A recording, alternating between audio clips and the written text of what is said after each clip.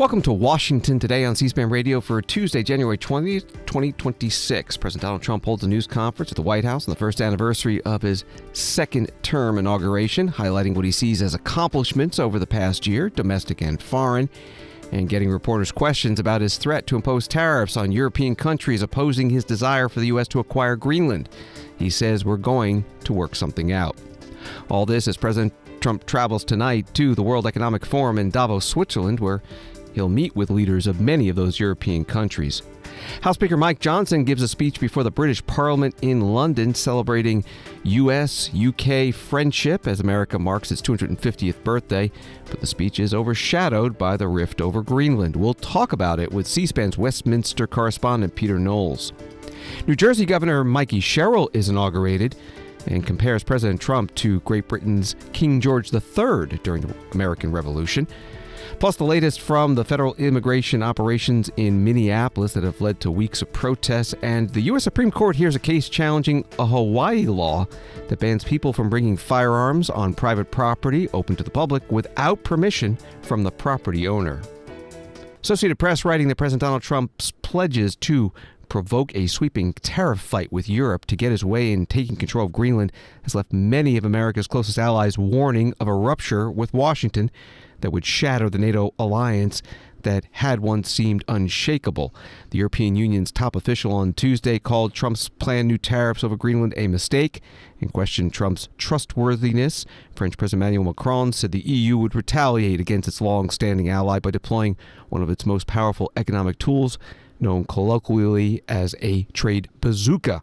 That was from AP. President Trump has announced a 10% tariff will be imposed on goods from 8 European nations that are supporting NATO ally Denmark and the sovereignty of its semi-autonomous territory, Greenland. President Trump answered reporters' questions today about Greenland and tariffs in a White House news conference before leaving for the World Economic Forum in Davos, Switzerland, where he will be meeting many of those European leaders. You told Norway's Prime Minister that you not winning the Nobel Peace Prize made you feel less obligated to think purely of peace. Well, I lost a lot of respect for Norway. And I believe very strongly that Norway controls the Nobel Prize. But you have to understand, I settled 8 wars. I've had every one of those wars, every participant wrote, I didn't ask them to do it. They sent in strong they make recommendations for that. But I settled 8 wars. No president's probably ever settled 1 war. I don't know, think of it. I did 8. The reason I do it is because it's easy for me to do. And I didn't do it for a Nobel Prize. I did it because I'm saving a lot of lives. I'm trying to settle the final one. I'm trying to do Russia-Ukraine. And when Russia's ready, Ukraine's not. When Ukraine's ready, Russia's not. But they're losing 25,000 people a month on average. And I'm trying to get that one done. But no, I feel that Norway has tremendous control over who gets the Nobel Prize, despite what they say. How far are you willing to go to acquire Greenland? You'll find out. President Trump in the White House briefing room. He was also asked about the future of NATO, given what he said about Greenland. If a consequence of your determination to take control of Greenland is the ultimate breakup of the NATO alliance, is that a price you're willing to pay? You mean the breakup of it's very interesting. The NATO alliance. So I think something's going to happen that's going to be very good for everybody. Nobody's done more for NATO than I have, as I said before, in every way. Getting them to go up to 5% of GDP was something that nobody thought was possible, and pay. At 2%, they weren't paying. At 5%, they are paying. And they're buying a lot of things from us, and they're giving them, I guess, to Ukraine. That's up to them, but they're giving them to whoever they're giving them to, but they're buying a lot. I think that we will work something out where NATO is going to be very happy and where we're going to be very happy. But we need it for security purposes. We need it for national security and even world security. It's very important. How about it? President Donald Trump taking reporters' questions in the White House briefing room. Right near the end of the news conference, the president was asked about the wishes of the people of Greenland. You said you're confident something's going to get worked out in Greenland, but Greenlanders have made it clear they don't want to be part of the U.S. Well, what gives the U.S. the right to take away that self-determination? When I speak to them, I'm sure they'll be thrilled. And now reaction to President Trump's stance on tariffs and Greenland. At the World Economic Forum in Davos, Switzerland, French President Emmanuel Macron said this is unacceptable. Without collective governance, cooperation gives way to relentless competition. Competition from the United States of America through trade agreements that undermine our export interests, demand maximum concessions, and openly aim to weaken and subordinate Europe, combined with an endless accumulation of new tariffs that are fundamentally unacceptable, even more so when they are used as leverage against territorial sovereignty. French President Emmanuel Macron. And also at the World Economic Forum in Davos, Switzerland, the European Commission President Ursula von der Leyen. When it comes to the security of the Arctic region, Europe is fully committed. And we share the objectives of the United States in this regard. For instance, our EU member, Finland, one of the newest NATO members, is selling its first icebreakers to the United States. And this shows that we have the capability right here in the ice, so to speak. It shows that our northern NATO members have Arctic-ready forces right now. And above all, that Arctic security can only be achieved together. And this is why the proposed additional tariffs are a mistake, especially between long-standing allies. The European Union and the United States have agreed to a trade deal last July. And in politics, as in business, a deal is a deal. And when friends shake hands, it must mean something. Ladies and gentlemen, we consider the people of the United States not just our allies, but our friends. And plunging us into a downward spiral would only aid the very adversaries we are both so committed to keeping out of the strategic landscape. So our response will be unflinching, united, and proportional. Ursula von der Leyen, the European Commission President, speaking at the World Economic Forum in Davos, Switzerland. BBC News writing approval of the EU-US trade deal that was agreed in July is set to be suspended by the European Parliament, according to sources close to the Parliament's International Trade Committee. The suspension is set to be announced in Strasbourg tomorrow afternoon. An agreement between President Trump and Ursula von der Leyen was made at Trump's golf course in Scotland in July.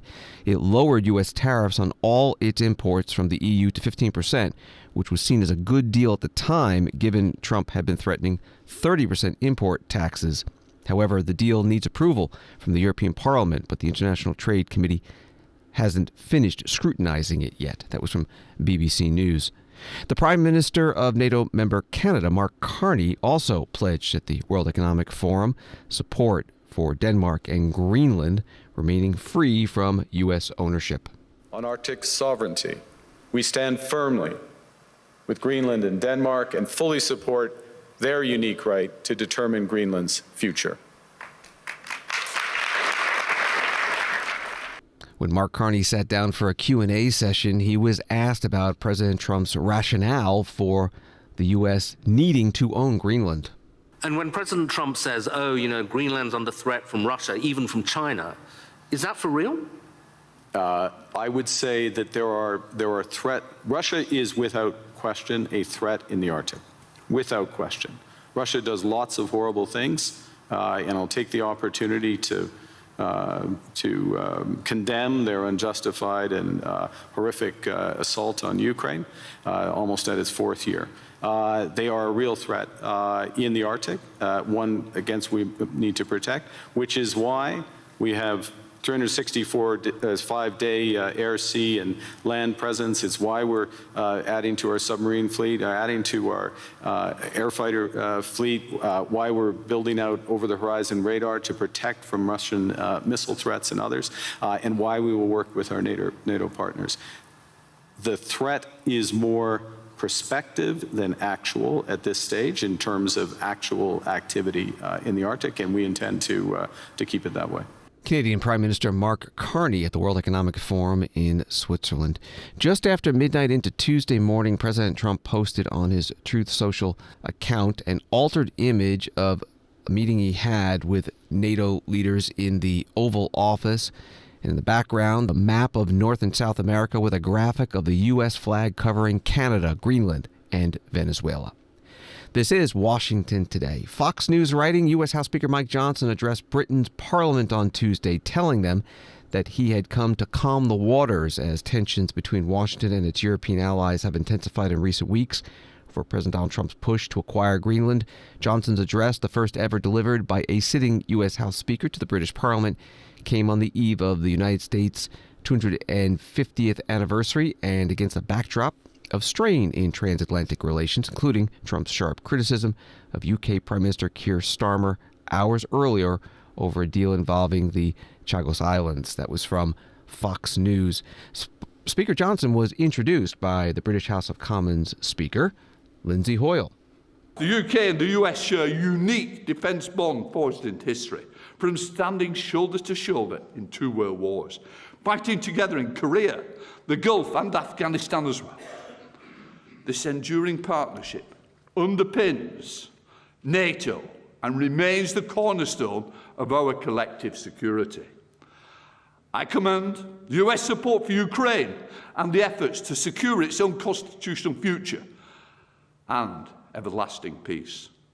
As we face new global challenges, the UK and the US will need to continue to stand together as partners and allies and friends, to bring peace to the Middle East and peace to Europe, and to support democracy across the world. And it is a dangerous world. This is about the democratic world versus the undemocratic world. We must not allow the undemocratic world to gain even more ground they have already. We must fight the values of democracy across the world through peace and conversations. British House of Commons Speaker Lindsay Hoyle in London introducing U.S. House Speaker Mike Johnson, Republican from Louisiana, who spoke before the British Parliament. We have returned at a pivotal moment, obviously, in the great histories of our countries, to mark this anniversary that we have in our nation and to celebrate what we've achieved together in the past, and importantly, to face and overcome together the challenges of our present day. And I want to tell you, my friends, we will do that together. That's what I bring you that message. When I met with Prime Minister Starmer at Downing Street yesterday, I told him that I thought his national address a few hours earlier was well done. He noted, of course, that the UK and the US are close allies and that our strong, constructive partnership all these years has been built on mutual respect and focused on results. I thought that was exactly the right message and the right tone. And because of that, we've always been able to work through our differences calmly as friends, and we will continue to do that. I want to assure you this morning that that is still the case.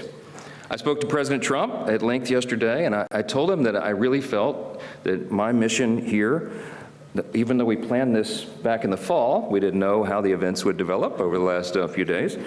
But I told the President that I felt that my mission here today was to encourage our friends and help to calm the waters, so to speak, and I hope to do so. As the Prime Minister said yesterday, let us look to agreement, continue our dialogue, and find a resolution, just as we always have in the past. And in that process, I am confident that we can and will maintain and strengthen our special relationship between these two nations, send a message of unity and resolve to our allies around the world, and remind our adversaries and the terrorists and tyrants everywhere that our nations that are dedicated to freedom and justice and order and human dignity are stronger and more resolved now than ever before. I think it's a very important message. House Speaker Mike Johnson addressing the British Parliament in London. And joining us now from London is C-SPAN's Westminster correspondent Peter Knowles, who was in the room for the Speaker's speech. Welcome again to Washington Today. This was arranged some time ago as a celebration of the United States of America's 250th birthday. A lot has happened since, especially President Donald Trump's threatening tariffs on the UK and other European countries if they oppose his goal of the U.S. acquiring the Danish territory of Greenland. So how did it go? As a speech, it went well. I think people were quite nervous about what might be said. and Speaker Johnson kept to a script which was upbeat and friendly and calming and soothing, but I don't think that's the atmosphere in terms of the recipients, because the news is being roiled day by day with new developments around Greenland and so forth, which meant that people were kind of nervous about what might be in this speech. But yeah, Speaker Johnson kept to celebration of shared heritage and shared values. But you didn't have to go far after the meeting to hear people saying, well, what shared values survive the assault on territorial sovereignty that we've seen in the last few days? So he got a nice round of applause, standing ovation, nice round of applause from the parliamentarians, that's the peers and the MPs on both sides, who very politely received this message. But it did feel like it was from another era, the era of more than a week or two ago. And there were small herds of elephants stomping around the back of the room. Speaker Johnson did not speak in the House of Commons chamber. Where did he speak, and who was invited to hear him? Yes, he spoke in a committee, a very large committee room that deals with some special committee hearings that require a lot of seats. So this is a space where MPs and peers could gather together to hear him. The House of Commons never receives speeches direct into the chamber. It doesn't work like that. So an address to both houses of Parliament is going to be somewhere else. This is not as grand as other venues that are available, but it's still pretty grand. Plenty of big oil paintings, and it's just overlooking the Thames.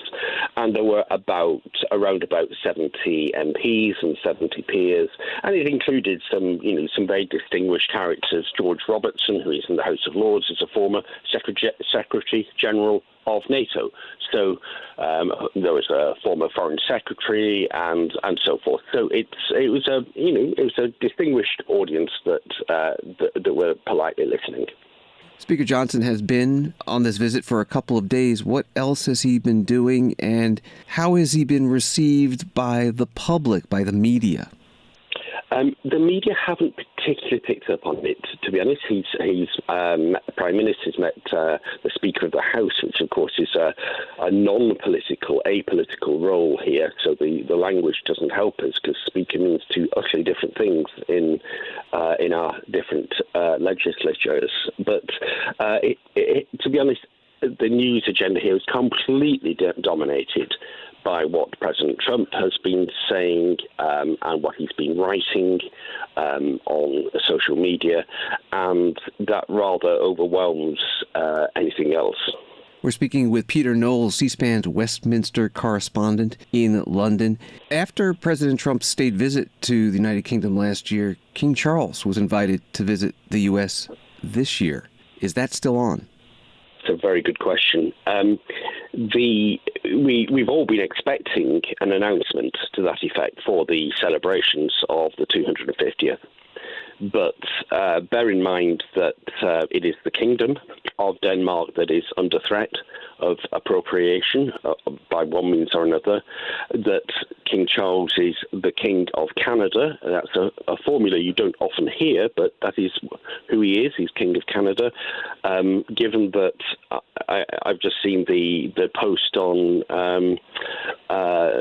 President Trump's social media platform showing not just Greenland coloured in with the stars and stripes in a mocked-up picture, but also the Kingdom of Canada, then I wonder whether that visit, it's not been confirmed, and I think we'll have to wait to see how these events over the threats to take over Greenland, how they play out before we know whether that would actually go ahead. I have my doubts. This was the first time that a House Speaker has ever addressed a joint session of the British Parliament. How historic is it? Well, there are very few and far between these joint addresses. It is normally reserved for heads of state, so it is quite an exceptional honour and quite an exceptional anniversary. It's just that the context in which it's arisen is now so strangely and darkly different from the context in which the invitation would have been issued. What one hears people say a lot, I mean, it's a phrase that I know very familiar on both sides of the Atlantic, about whether to take President Trump seriously or literally. And the phrase has always been, take him seriously, don't take him literally. I heard that phrase on people's lips before and after the meeting this morning, and it seems to me that it's essential to do both, that he isn't always literal in outcomes of what he says, but often enough for seriously and literally to be the watchword. So that's the context of the kind of style of discussion that's going on around what was meant to be a ceremonial and feel-good visit, but the outpouring against Keir Starmer, sanctions against the U.K., for example, sanctions against a friend and ally over tariffs over its stance on Greenland sovereignty, and then a furious attack on the stupidity of the Chagos Islands deal, a deal which President Trump was firmly backing a few months ago. So this was a very odd event in which Speaker Johnson had to, say warm words and depart waving, hoping that the rest of the troubles might go away. Peter Knowles, C-SPAN's Westminster correspondent, joining us from London. He was in the room for House Speaker Mike Johnson's speech to the British Parliament. Thank you very much. Thank you. This is Washington Today. Wall Street Journal writing as Scott Bessent made his way around the snowy Swiss mountain resort of Davos on Tuesday, the Treasury Secretary had a repeated refrain: everyone just take a breath. Bessent urged America's European allies to abide by trade deals struck with the U.S. and to not retaliate against tariffs threatened by President Trump for opposition to his plan to take over Greenland. At the same time, there's this from Fox News. The U.S. Supreme Court left unresolved Tuesday a high-stakes challenge to President Trump's use of an emergency law to impose sweeping tariffs, prolonging uncertainty over a case closely watched by the White House and global markets. And the Treasury Secretary Scott Bessent was asked today during his session at the World Economic Forum how he thinks the Supreme Court will eventually rule on the tariffs case. The Supreme Court will issue a ruling on the president's use of tariffs during a, quote, emergency, the IEEPA reason that you've actually issued some of these tariffs. What are your expectations for the Supreme Court? We could hear from them this morning or even tomorrow morning. If they rule against you, what are the alternatives to raise that kind of revenue, hundreds of billions of dollars that you've already been able to do? Well, Maria, I think it's very unlikely that the Supreme Court is going to strike down a president's signature economic policy. It didn't early on with the ACA, also known as Obamacare. They reinforced that recently. And the real problem here is President Trump has used IEEPA for negotiating leverage for geopolitics in emergency situations. If we look back, the first IEEPA tariffs were fentanyl tariffs. So on Mexico, on Canada, on China. And if fentanyl is not a national emergency, I don't know what was. 200,000 Americans dying every year. And because of that, Mexico came to the table, Canada came to the table, China, who exports or the precursor drugs, have all come to the table, and we're seeing a substantial drop in protecting the American people. Treasury Secretary Scott Bessent interviewed by Fox Business host Maria Bartiromo at the World Economic Forum in Davos, Switzerland. CBS News reporting that more than 10 countries have signed on to join President Donald Trump's Board of Peace for Gaza. Sources familiar with the discussions told CBS News, though only 5, United Arab Emirates, Belarus, Morocco, Hungary, and Canada, publicly accepted his invitation to join. As the president envisions it, the group would comprise world leaders. With him as its chairman, countries can contribute $1 billion to become permanent members, rather than holding a typical 3-year membership, the White House said, although Canada has said it won't pay to join. A signing ceremony to formalize the Board of Peace expected to be held Thursday in Davos, Switzerland. The Qatari Prime Minister, Mohammed bin Abdulrahman Al Thani, today at the World Economic Forum was asked about the Israel-Hamas peace process and this Board of Peace. We know that President Trump will, on Thursday, launch the Board of Peace, the second phase of the Gaza stabilization. What are your thoughts on this? Well, look, reaching the ceasefire deal itself was a great breakthrough that we had, of course. And congratulations to Qatar under your leadership, Egypt, and the U.S. Oh, thank you very much. Regarding that, I believe that what we have been through has taught us a lot of lessons, and I believe that the Board of Peace is presenting a path, and President Trump has proposed this path to move forward. Now, the first stage of the deal being implemented doesn't mean that the deal is done. We have a lot of work to be done right now, and I think that all the countries who are joining this Board of Peace needs to work hard and to make sure that this Board of Peace is functioning in a way that serves the purpose and become a stabilizing factor. And Qatar is on the board? Yes, we were invited to that board. Of course, we are happy to be a contributor to peace and stability in our region. Now, there are a lot of challenges in the implementation, but we have no alternative paths to seek right now. I think that the most important thing right now is to ensure that Gaza is stabilized. We ensure that the withdrawal of the Israeli forces happening as soon as possible, and ensure that the people can get their life back as soon as possible. That should be the key focus for the Board of Peace. Mohammed bin Abdulrahman Al Thani is the Prime Minister of Qatar at the World Economic Forum in Davos, Switzerland today. New York Times writing, flanked by bulldozers, Israeli officials seized the Jerusalem headquarters of the United Nations Agency for Palestinian Refugees on Tuesday and oversaw the demolition of some of the structures in its compound.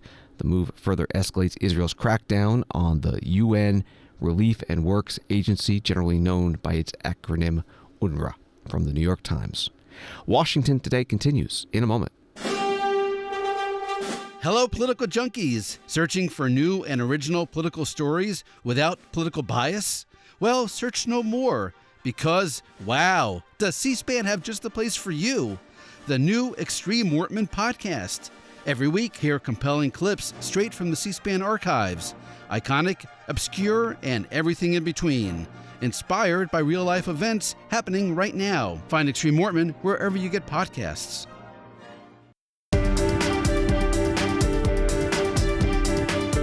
Welcome back to Washington Today, available as a podcast on the free C-SPAN Now mobile app and wherever you find your podcasts. A few more headlines. Former Maryland Governor Larry Hogan, a Republican, says he is ruling out running against Democratic Governor Wes Moore in 2026.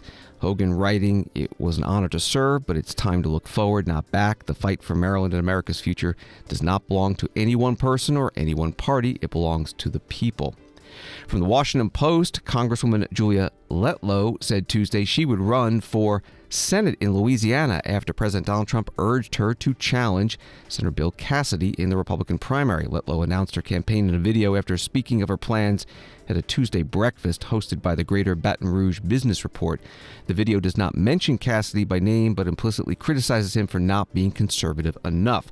Letlow called Cassidy on Tuesday morning to tell him she was running, according to Cassidy. And Cassidy wrote on X, "She said she respected me and that I had done a good job. I will continue to do a good job when I win re-election." And from CNN, Second Lady Usha Vance and the Vice President J.D. Vance are expecting a baby this summer, the couple announced Tuesday. They wrote in a joint statement, "We're very excited to share the news that Usha is pregnant with our fourth child, a boy. Usha and the baby are doing well, and we are all looking forward to welcoming him in late July." The CNN article says that this will mark the first time a sitting second lady has had a baby while in office, but it's not without precedent for first ladies. First Lady Frances Cleveland, wife of President Grover Cleveland, gave birth to her daughter Esther inside the White House in 1893, and a second child, Marion, 2 years later. Fife and Drum Corps, dressed in American Revolutionary War uniforms, playing at today's inauguration of New Jersey Governor Mikie Sherrill in Newark, New Jersey. Mikie Sherrill is a Democrat. She takes over for another Democrat, Phil Murphy, who is term limited, leaving office after 2 4-year terms. Governor Sherrill spent some of her inaugural address criticizing President Donald Trump. Our declaration denounces tyranny and listed those attacks on our rights committed by England's king. The list of grievances in our Declaration of Independence included these charges against the king. He has refused his assent to laws. He has obstructed the administration of justice. He has made judges dependent on his will alone. And yes, he has kept among us, in times of peace, standing armies without the consent of our legislatures.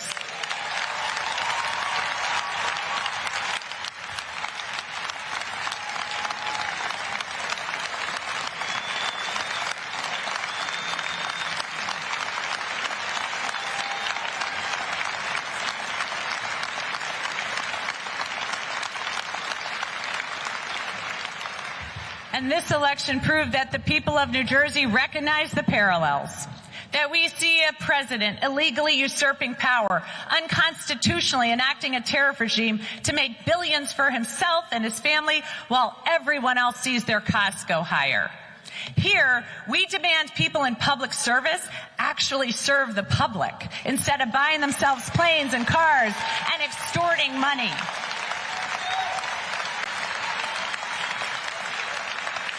And on November 4th, the people of New Jersey once again gave the nation a glimmer of something it hadn't felt in months. Hope. Yes, 250 years after the Declaration, 250 years after General George Washington crossed the Delaware into the Promised Land, I am proud to say that once again, New Jersey is leading the way. New Jersey Governor Mikie Sherrill, a Democrat, at her inauguration today in Newark, New Jersey. The New Jersey Monitor reporting that the governor, in a bid to offset electricity price increases set to go into effect in June, ordered the Board of Public Utilities on Tuesday to expand bill credits that ratepayers saw last summer and pause proceedings that could approve new rate increases. Sherrill signed the orders, her first as governor, on stage during her inauguration at the New Jersey Performing Arts Center in Newark. That was from the New Jersey Monitor. White House press release today has the title 365 Wins in 365 Days. President Trump's return marks new era of success, prosperity. Part of the press release reads, from negative net migration for the first time in 50 years to the largest homicide drop on record, trillions in reshored investments, peace deals ending multiple wars, record energy production, and massive bureaucracy cuts. President Trump has put America first with urgency, and he's just getting started. President Trump held a news conference today in the White House briefing room to talk about his first year in office. He spent the first hour of the news conference running through many of the 365 items on the list that the White House had put together. Then he got to some questions, and there were a few on the economy. You talked a lot at the beginning of this about the economy, some positive economic indicators. Polling shows a majority of Americans don't feel the economy is doing well. Are you worried you're making the same mistake as President Biden? No, I hope I don't make the same mistake as him. Look, I inherited a terrible, it's a great question because we inherited a terrible, terrible mess between the border, between all the problems. The whole country was falling apart. And in 12 months, less than 12 months, in 12 months, we have the strongest border we've ever had. We have prices that are much, much lower than they were for the last. We inherited very high prices. We inherited, remember this, inflation was at a historic high. We had never had inflation like that. They say 48 years, but whether it's 48 years or ever, we had the highest inflation, in my opinion, that we've ever had. Prices, because of that, were very high. I inherited, we brought down eggs immediately. Remember the first news conference, they were screaming at me about eggs. I was in the position for 2 days, and we brought eggs down to lower than what they were before. And by the way, they continue that way. We brought the prices down from when I came into office and from what Biden had, way down. We're going to bring them down further. But the job we did is a miracle. One of the reasons I'm doing this today is to explain. We inherited a mess, and we've made it a beautiful, beautiful picture. Think of gasoline at $1.99 in many states. $1.99 a gallon. It was $4.50, $5. In some cases, $6 or $7. We're at $1.99. And energy is so big that with energy, everything else comes down. But the prices are coming way down. And we're going to bring them down further. But we started up here with these guys. We inherited a country that was broken. We inherited a country, and I have a very warm spot. We've done very well with Venezuela. And by the way, that even in itself is going to help us bring down the oil prices. I mean, the Venezuelan oil, we've taken 50 million gallons of oil. We've taken 50 million barrels of oil out of Venezuela in the first 4 days. We've got millions of barrels of oil left. We're selling it on the open market. We're bringing down oil prices incredibly. And when they come down, and they've already come down, again, $1.99 a gallon for oil. Nobody thought they'd ever see it. All right, one or two more. President Donald Trump in the White House briefing room, part of a long news conference on the first anniversary of his second term inauguration. First Lady Melania Trump writing on X, "A year ago today, I was entrusted to serve our country once again. Being First Lady is not just a privilege, it's a profound responsibility. As we continue on this journey together, we must remember that hope is a powerful force and that our vision to create a brighter future for all is within reach. Thank you." That message on X from First Lady Melania Trump. Senator Andy Kim, Democrat from New Jersey, put out a video on X on the first anniversary of President Trump's taking office in his second term. Donald Trump promised to lower costs on day one. It's been a year. Let's grade his results. On groceries, coffee is up over 20%, ground beef about 15%, and orange juice up nearly 20%. You may have noticed higher grocery bills, but that's just the beginning. The average first-time home buyer is now 40 years old, the oldest on record. Even toys haven't been spared. As a dad, there's nothing like watching your kid open a new toy, seeing their imagination take over. But because of Trump's tariffs, more families are being told their kids have to go without. The price of a Barbie jumped more than 40% in 2025. And what did Donald Trump say? That kids don't need as many toys. Here's why this is happening. We are all paying a corruption tax. We are footing the bill for Trump and his rich buddies. In 2025, Trump saw his net worth rise by over $3 billion. In the past year, the 10 richest American billionaires added nearly $700 billion to their fortunes. This pain you're feeling, this economy, it's not an accident. It's by design. The Trump economy is rigged for the wealthy and well-connected. He promised to lower costs on day one. He betrayed his promise. He betrayed you. That is a failure. Senator Andy Kim, Democrat from New Jersey, posting that video. Wall Street today, the Dow down 870, NASDAQ down 561, S&P down 143. Article at Politico, lawmakers are eyeing a health care deal this week, but it's a far cry from the great health care plan that President Donald Trump outlined last Thursday. After weeks of committee-level negotiations, congressional leadership and top appropriators on both sides of the aisle have clinched a deal on a smaller and far less contentious health care proposal that could hitch a ride on the next government funding package. Most ideas in the plan had a shot at becoming law in December 2024, but were torpedoed by Elon Musk and President Trump. The deal, released early Tuesday morning as part of the $1.2 trillion funding package, includes a crackdown on drug intermediaries known as pharmacy benefit managers, renewals of several public health programs, and $4.6 billion in funding this fiscal year for community health centers. That was from Politico. Several media outlets reported this week, citing federal memos that they reviewed, that the 2,600 National Guard troops that were deployed to the streets of Washington, D.C. last summer to support local and federal law enforcement will remain in the city at least through the end of 2026. And President Trump addressed this today at his one-year anniversary news conference in the White House briefing room. Restoring law and order, new category. D.C. and Memphis, federal task forces deployed massive numbers of federal law enforcement officers and National Guard to restore safety. Crime down in D.C. is almost down to nothing. D.C. was a very, very dangerous place, and I think you probably know better than I do. I have a lot of people in the media thanked me for that, but some of them found it hard to thank me. But, you know, D.C. is now, look how beautiful. D.C. is now, you can walk right from here to a restaurant, right through the center of town. You can be with your child, with your loved one, with your lover. Your lover's not going to be killed anymore, so you can act like a real lover.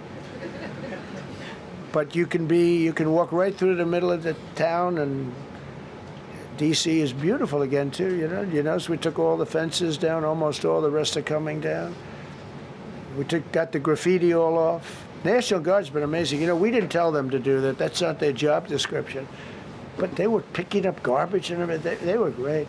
And I don't know. To me, a town, it looks better when you have military people. These are big, strong guys, are bad guys. Look at them and they say, we're not going to mess around. But what they don't know is that we took over 2,000 people permanently out of D.C. These were career criminals.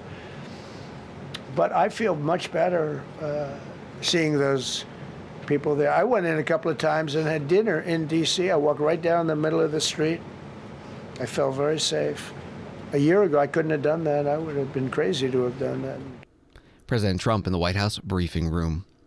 CBS News writing the Justice Department on Tuesday served subpoenas to multiple Democratic officials in Minnesota, including Governor Tim Walz, Attorney General Keith Ellison, and Minneapolis Mayor Jacob Frey, in connection with a probe into an alleged conspiracy to impede federal immigration officers. Three sources familiar with the matter told CBS News.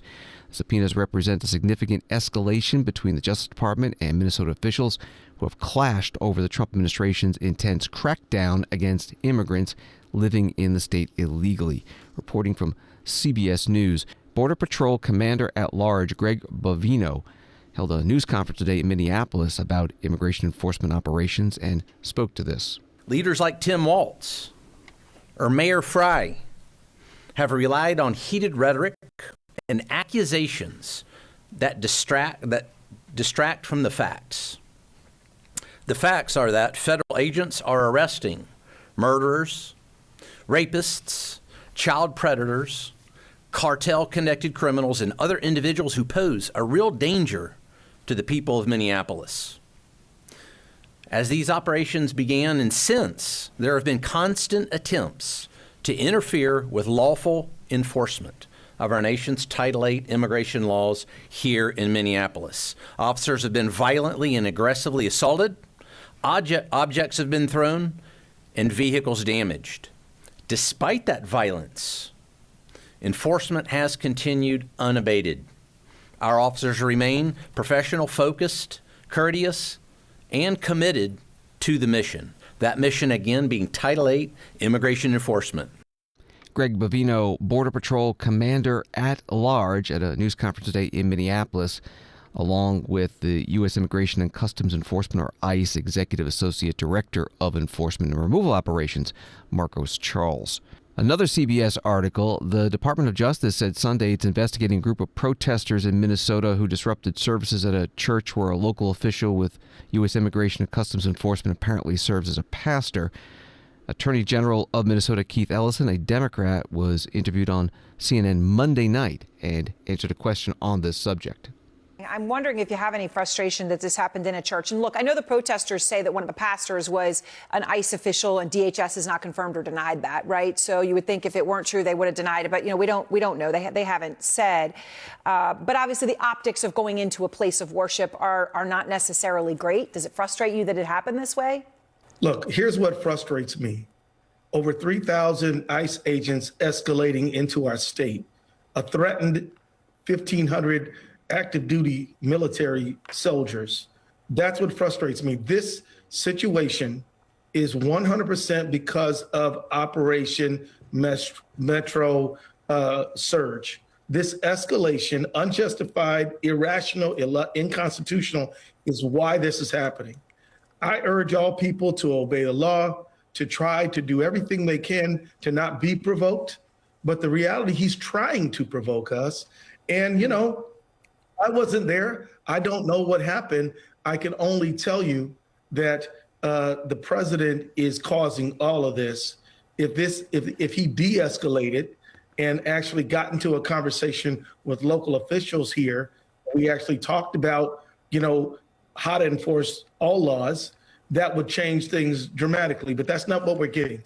We're getting threats, we're getting surges, we're getting massive violations of people's human rights.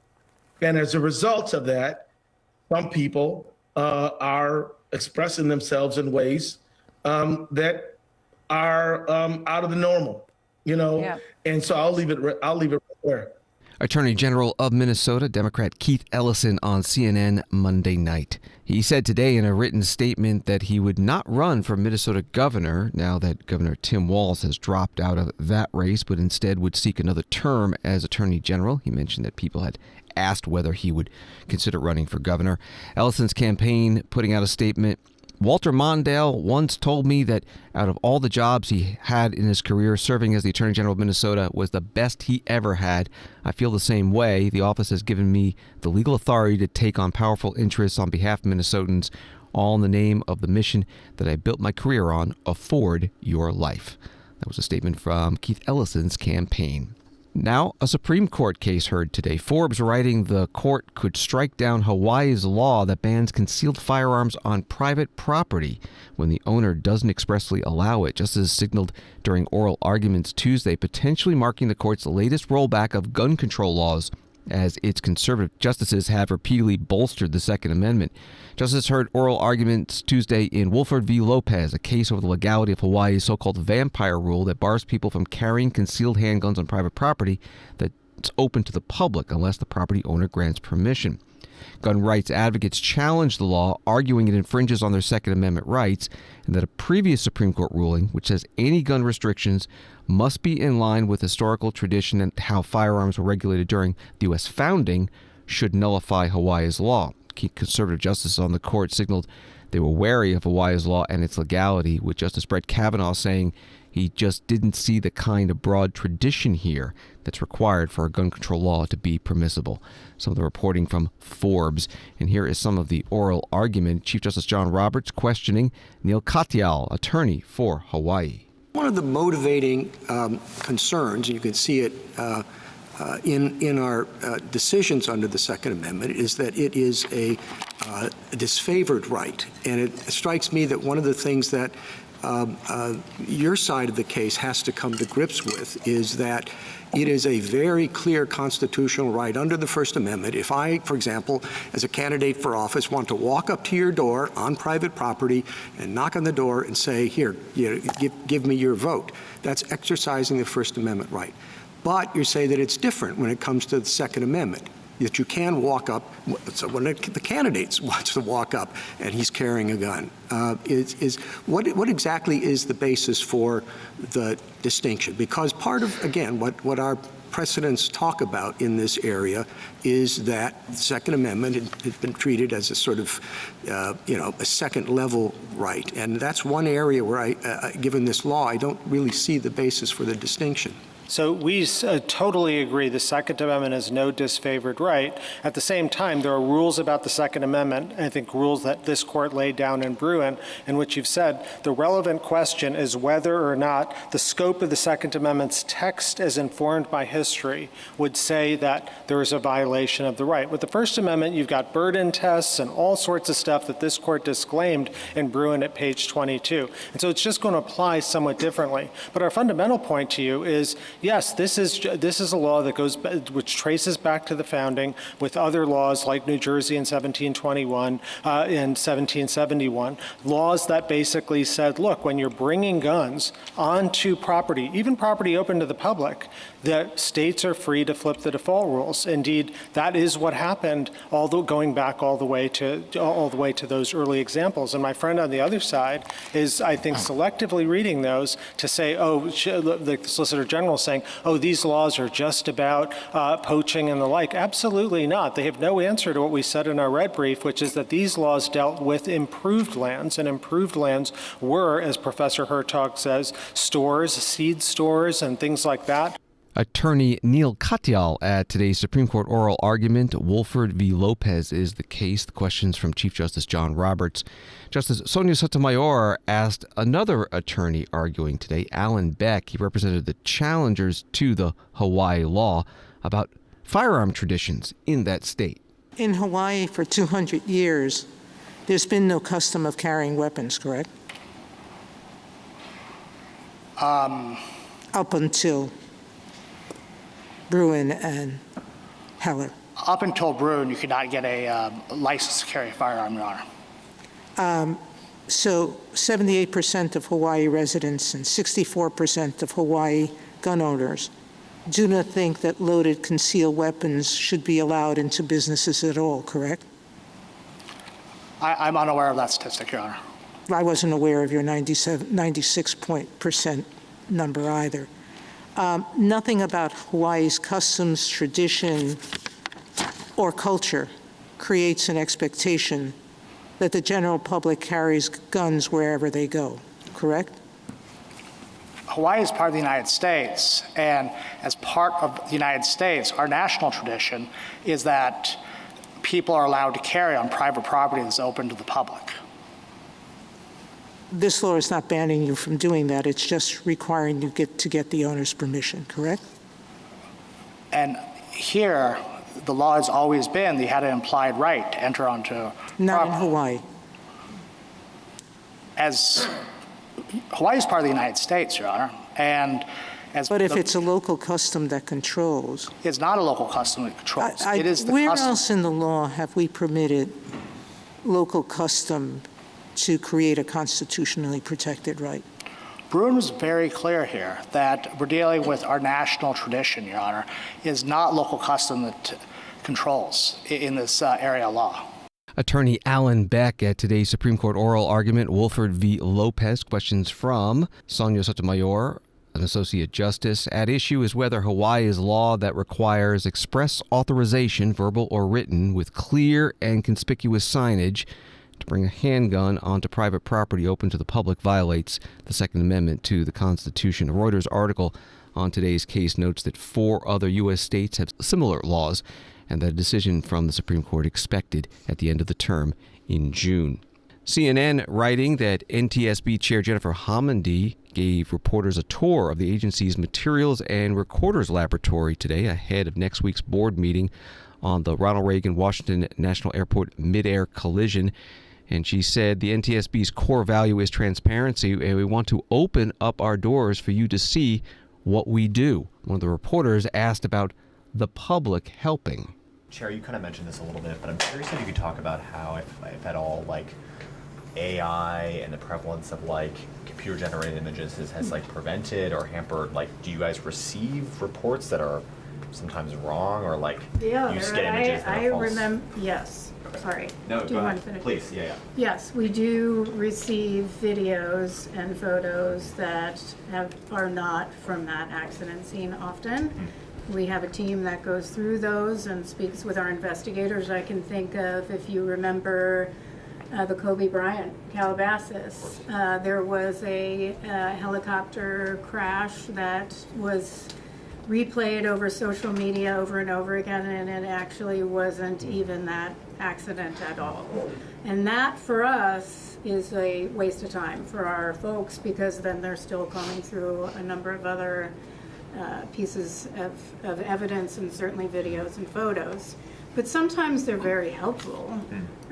For example, the mid-air collision in Ketchikan, where, I'm thinking of something for you. We had a mid-air collision in Ketchikan between a beaver and an otter. Airplanes. Airplanes, sorry. Thank you for that. We never, this agency covers airplanes. everything. And some of the photos that we were able to get in the lab actually helped us in determining how the two planes came together.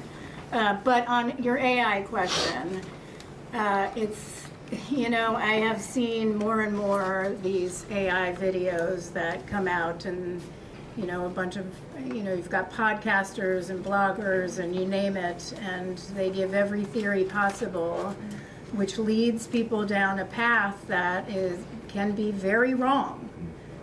We know it, but we're still in the midst of an investigation, but it's very misleading to the public, dangerous, and it's not helpful. Do you think that's gotten worse in recent years, or is it hard to qualify? Yeah, definitely more in recent years. Jennifer Hamady chairs the NTSB National Transportation Safety Board, holding a news conference as the NTSB opened up its materials and recorders laboratory for a public tour today. Thanks for listening to Washington Today. For the latest on what is going on in Washington, D.C., sign up for C-SPAN's evening newsletter word for word at cspan.org. Have a good night.